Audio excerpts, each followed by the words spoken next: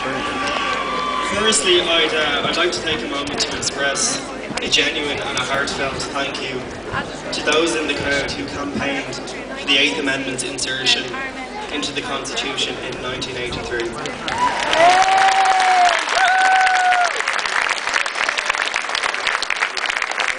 Without your efforts, not only would the Eighth Amendment not exist, but I would not be here today. I speak on behalf of all of those Irish men and women who are alive today because of your efforts. Your efforts to make Ireland a better and a more inclusive society where respect for one another starts in the womb.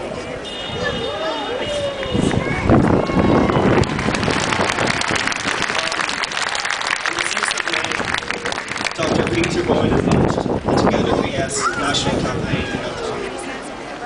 He described the Eighth Amendment as a failed experiment, and in doing so, he has personally attacked every single person who is alive today as a result of the Eighth Amendment. I am one of those people.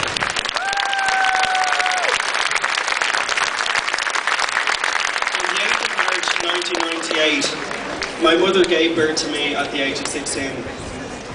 Several months before this, she was in England as per the request of her parents, and she was there to have an abortion. Given the circumstances of my conception, money being tight, my mother being extremely young, and the likelihood and actuality that my father would not be around, my grandparents had decided that the best thing to do would be to send my mother to England for an abortion.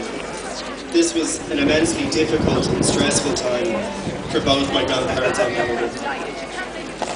For 3 weeks, my grandparents deliberated on what exactly it was that they were doing, what they were forcing my mother to do. And it was in those 3 weeks that my grandparents concluded that ending my life was the wrong thing to do.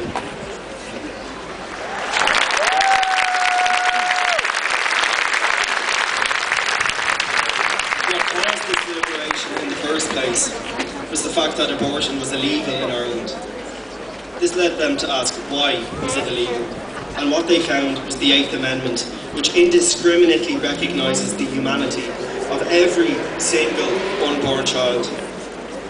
Having recognised that I was a unique human being, my grandparents could not, in good conscience, end my life.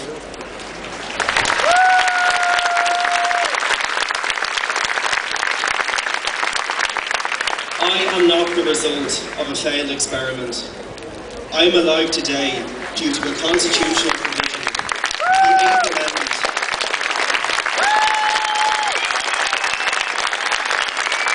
This amendment gives unborn children their only legal protection, the right to life. The Eighth Amendment was designed to protect both mother and her unborn child, and it works.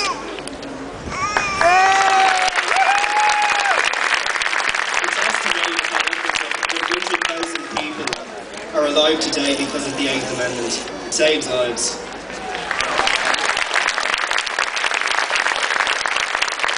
It is deeply sad, worrying, and frankly it's offensive that Peter Boylan classes this life-saving amendment, which saved my life, as a failed experiment. Should myself and those 100,000 people not be alive today, would that be his notion of a successful experiment? I'd like to think not. When someone like Peter Boylan makes comments like this, I don't think they realise the impact that they can have on someone like me.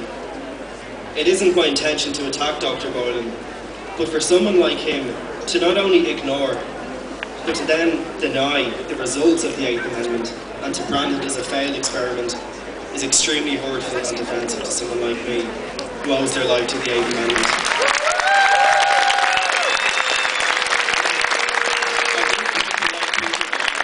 Very careful when they make comments like that, and they need to realise the impact their words can have on people who are alive today because of the Eighth Amendment.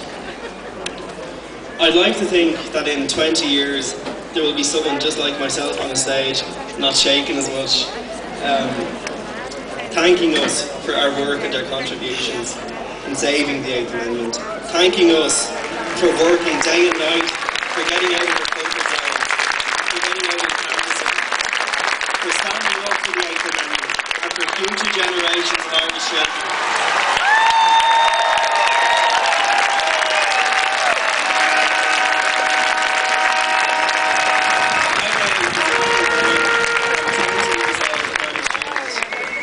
I'm not someone's choice, nor am I the result of a failed experiment. I'm a unique human being with value, and the 8th Amendment recognised this in 1998, and it continues to do so for thousands of unborn children today. Thank you.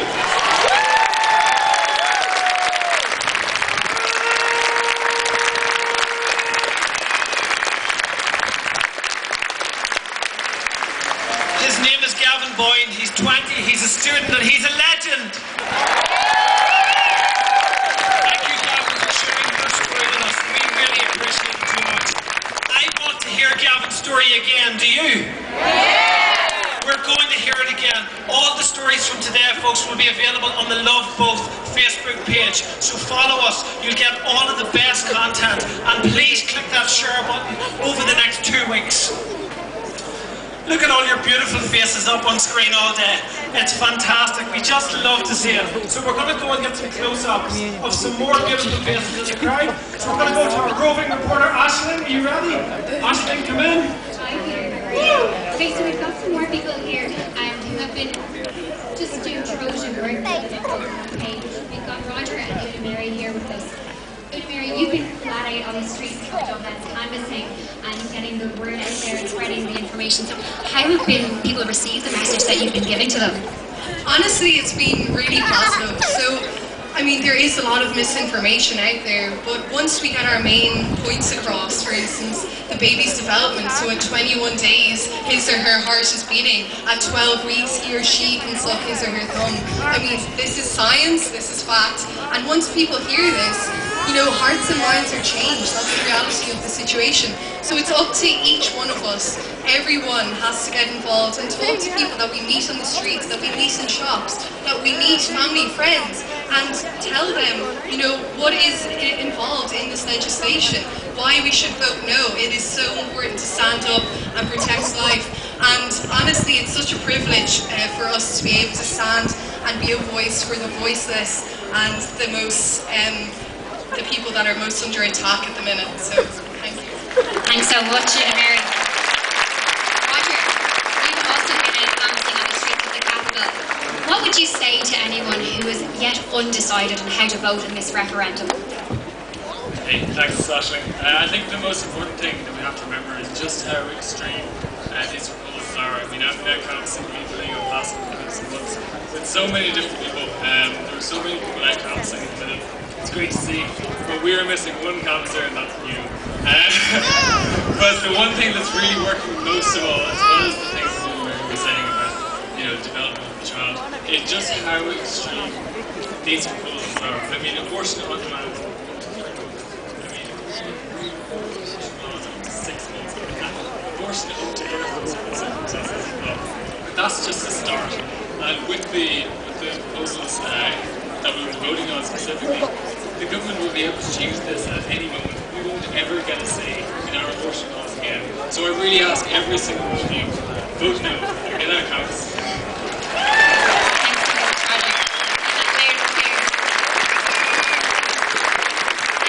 You may all remember the very, very sad news that we all heard a couple of months ago when Dolores O'Riordan of the Cranberries passed away.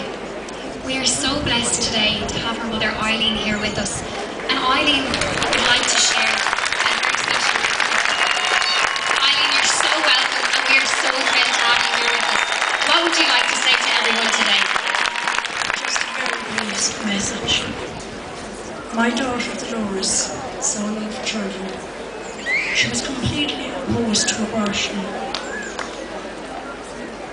All our family will be voting no on the 25th of November.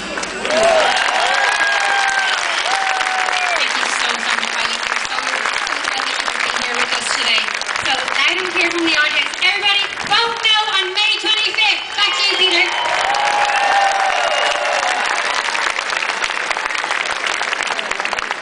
And once again, on behalf of absolutely everyone here, thank you so much, Eileen, for coming and sharing your words of encouragement.